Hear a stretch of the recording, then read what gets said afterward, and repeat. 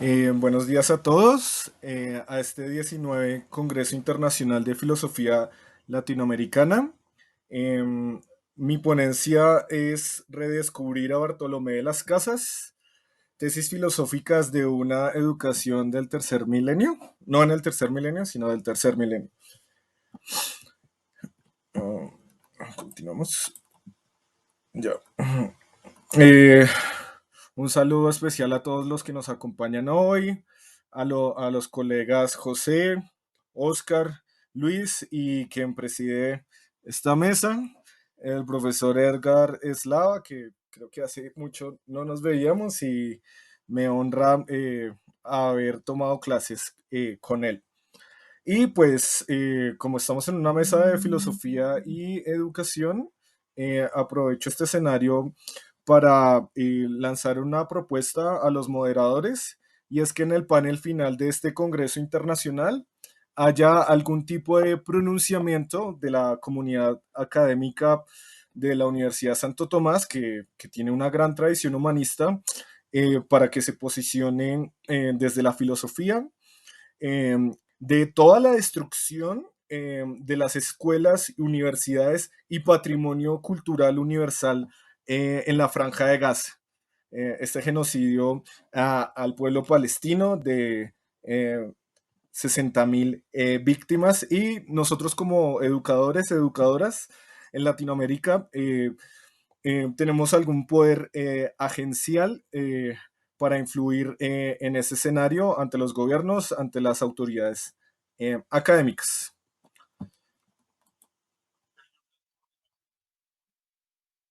Les-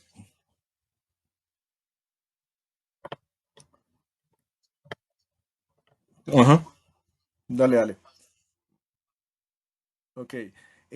Lo que me propongo hoy hacer es una divulgación pública, por lo tanto pedagógica, de los resultados de este artículo de investigación que están publicados en el último número de la revista Cuadernos de Filosofía Latinoamericana, que es icónica en la producción de conocimiento, no solamente local, no solamente regional, sino en esta segunda, tercera década del siglo XXI, ya en diálogo con otros continentes.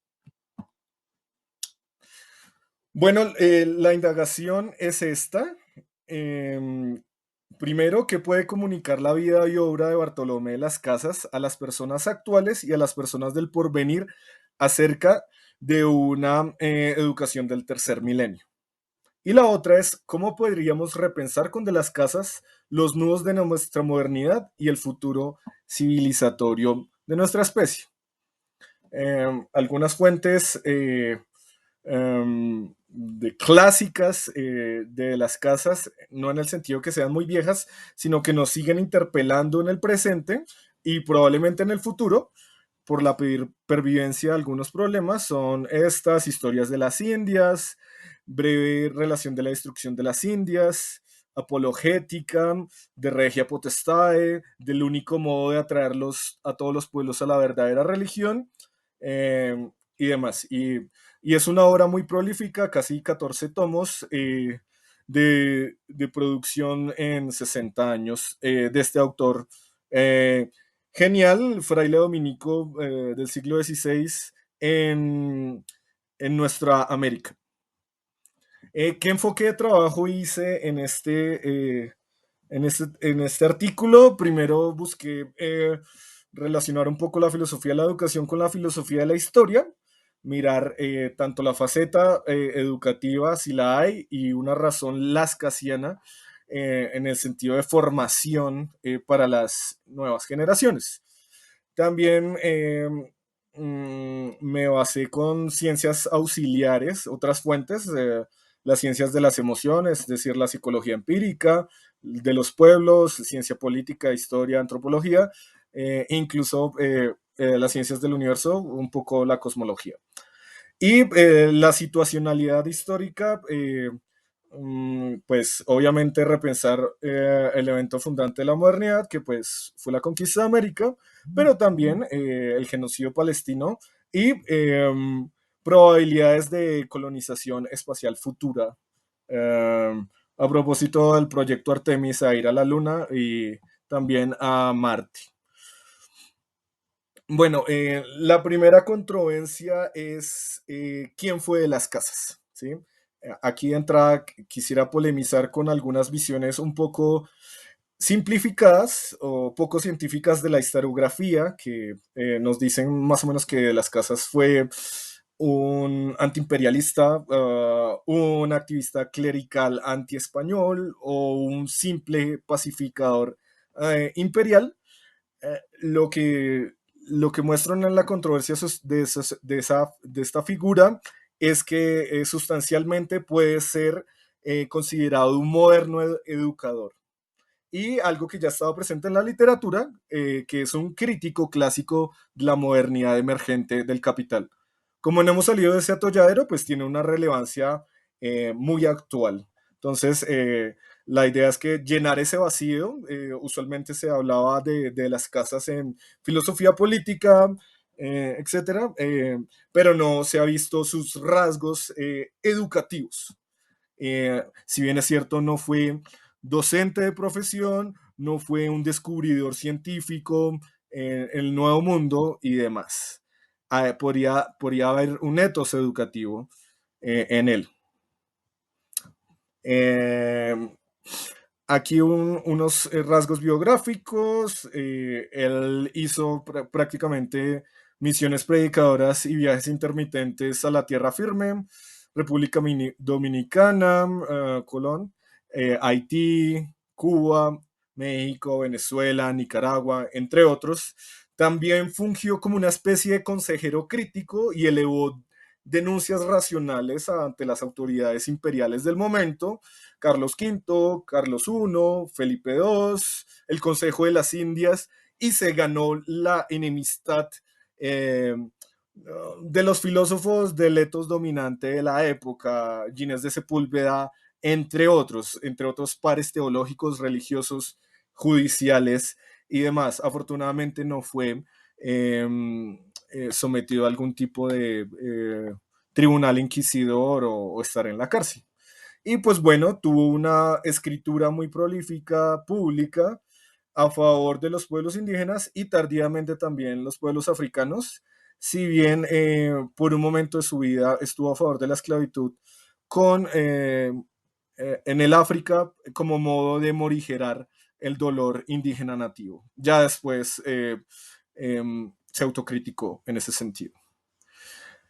La tesis 2 o complementaria, si uno dice hay una faceta educativa de las casas que sigue resonando hoy, que podría ser útil a nuestras instituciones educativas en todos los ámbitos, esos rasgos que uno diría educativos modernos son tres: la afectividad por el otro, la argumentación racional y la agencia. De modo que en De las Casas es plausible pensar de que ya hay una superación de la educación medieval o posescolástica y que tiene mucha vigencia contemporánea.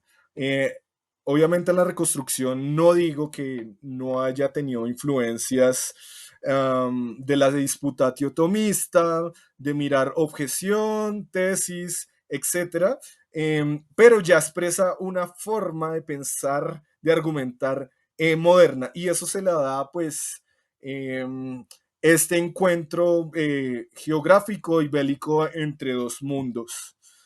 Eh, Conocer ya el planeta Tierra de parte de varios sujetos. Perdón. Aquí hay una cita que me gusta leer en las aulas de la Fundación Catastrófica de Bogotá y la República, que podría expresar esas triple tres cosas: afectividad, agencia y argumentación racional.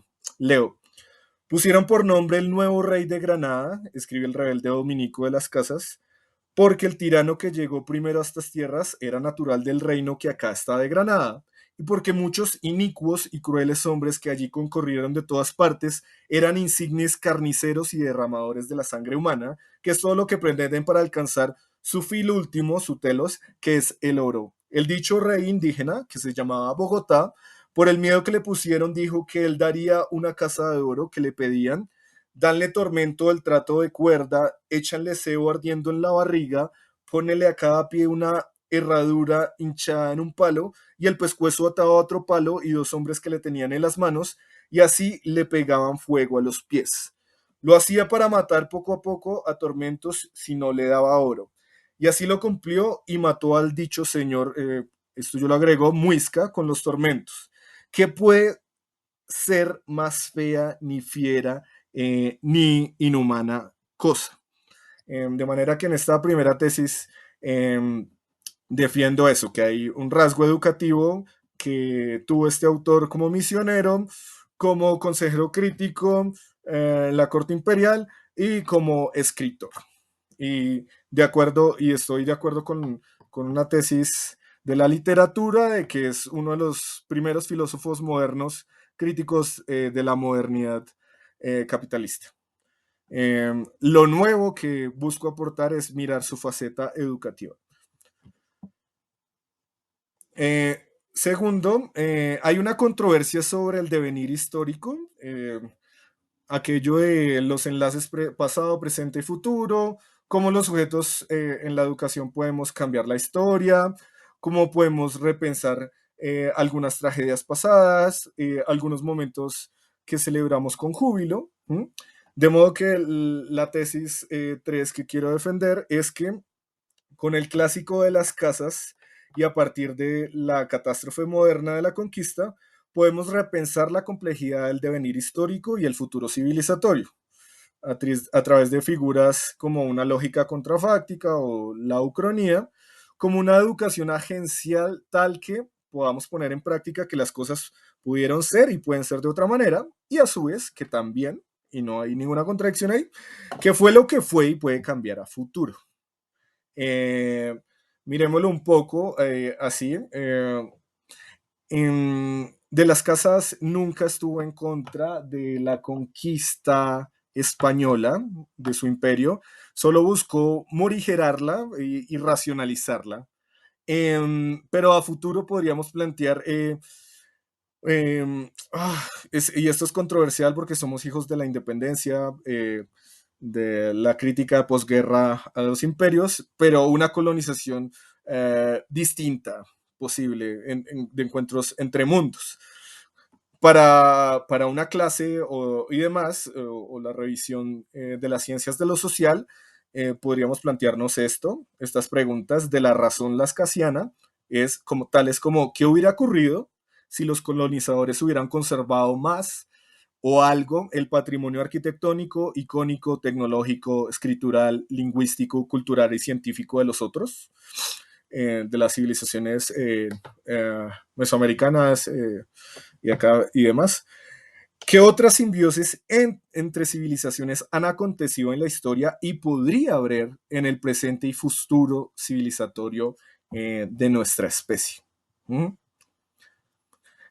Acá hay otra cita interesante de el mismo año de su muerte.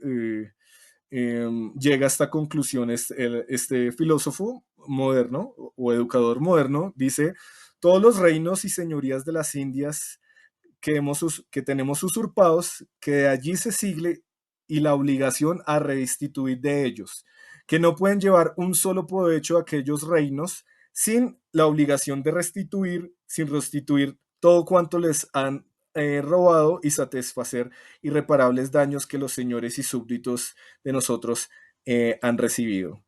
Es decir, que no es contar la historia hacia atrás, sino qué posibilidades de agencia tienen sujetos colectivos, pueblos indígenas, trabajadores, movimientos sociales, para este derecho de restitución, reparación y demás. Un tema contemporáneo de las democracias y que en la educación tiene mucho asidero.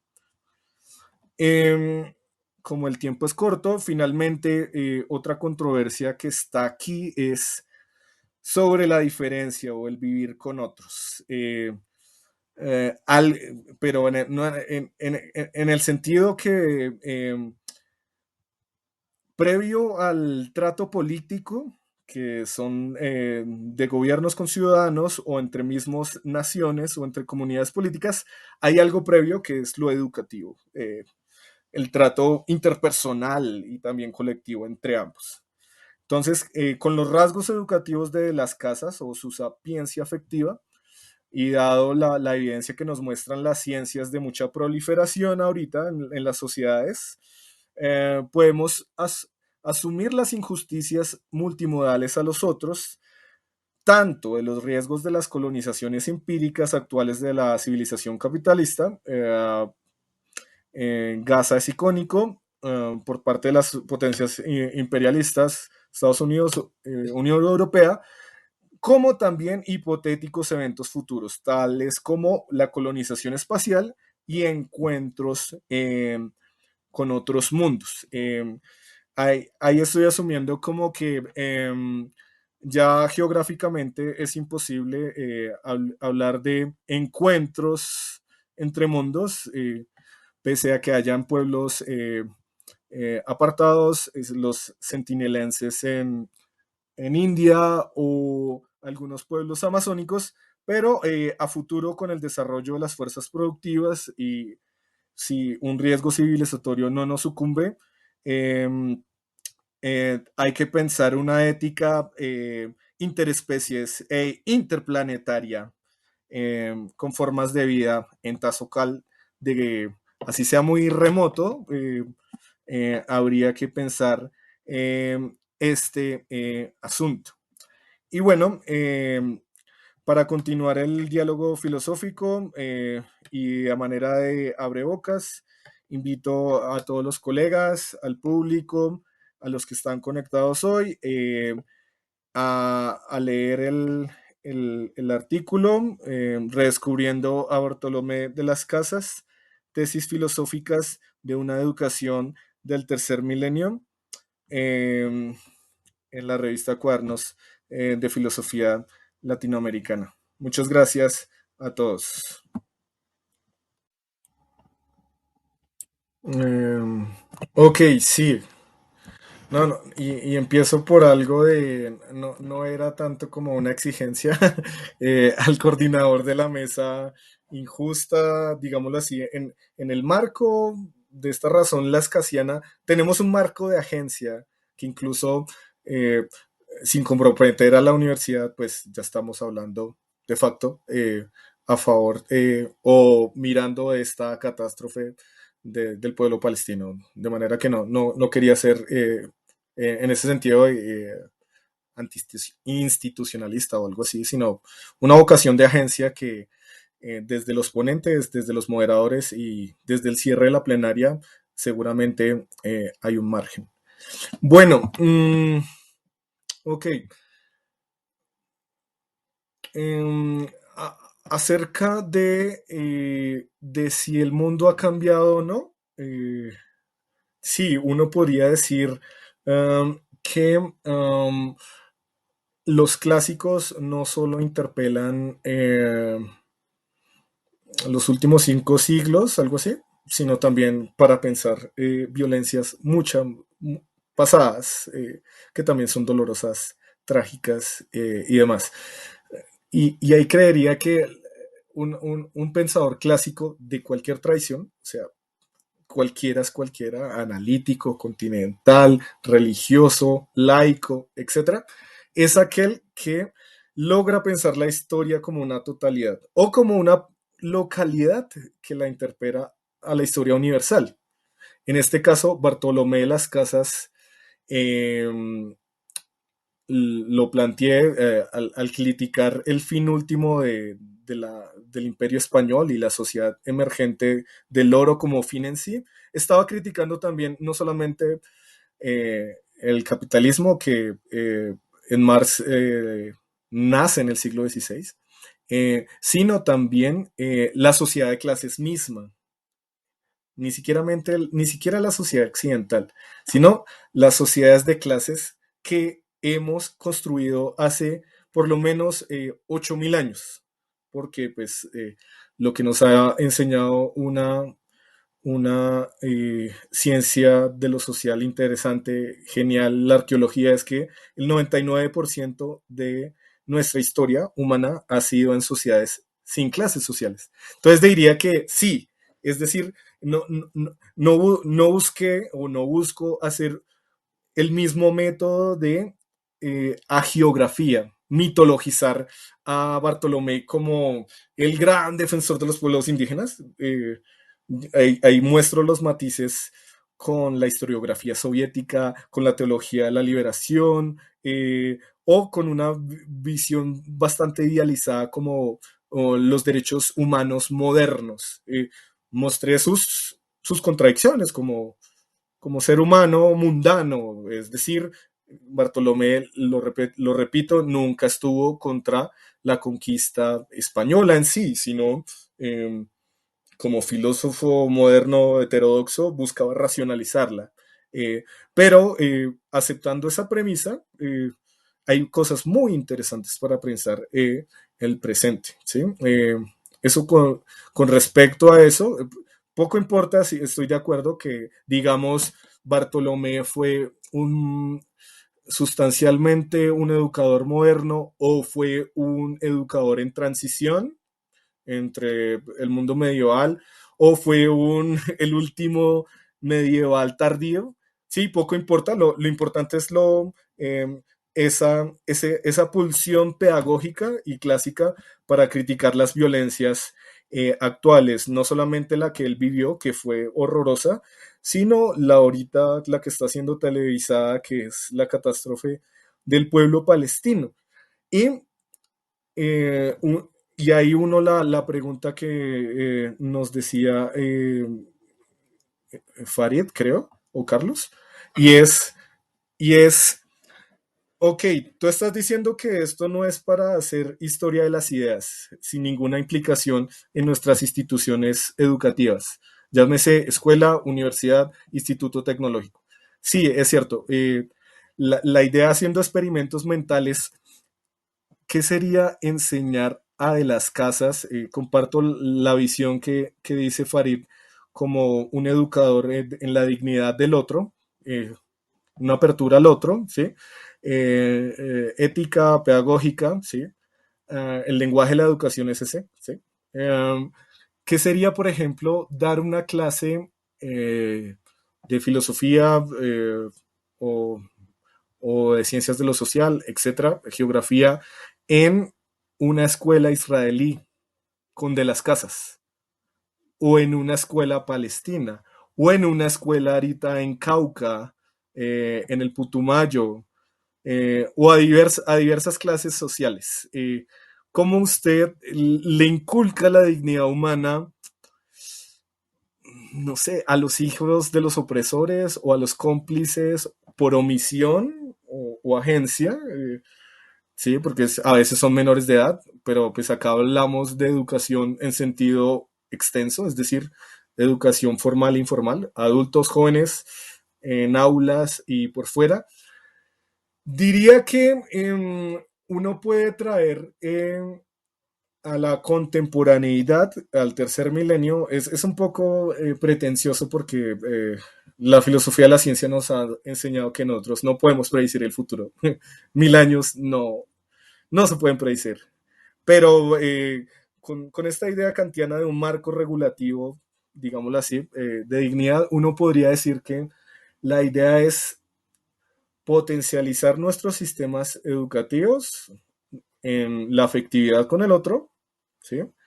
en, en la argumentación racional y en la agencia, porque considero que para de las casas la idea no es como crear una sensibilidad y la idea para de las casas de alguna manera es alterar el devenir histórico.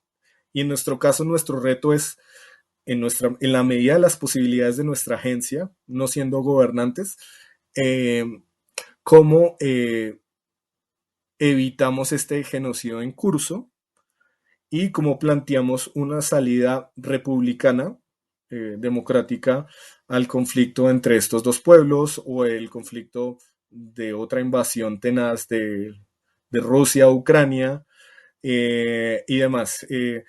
Y ahí está la paradoja de la educación. La educación no transforma la historia. Creo que de las casas diría, no sé qué diría, pero hay un límite de las instituciones educativas. La transformación es en un juego múltiple, una correlación de muchos agentes colectivos. Y la agencia, si queremos, como uno de los rasgos educativos de las casas, transformar la historia, se hace en la arena política, o sea, eh, pensemos marchas, ¿por qué no? Guerras regionales que cerquen a Israel, si son justificadas o no, desde algo que de las casas también planteó, que era la guerra justa eh, y las guerras asimétricas. Entonces diría que sí, que una educación en dignidad recuperaría estos tres elementos, pero no exaltando la educación como a lo Mandela, a lo Gandhi, como poder transformador así, sino como una de tantas mediaciones en la agencia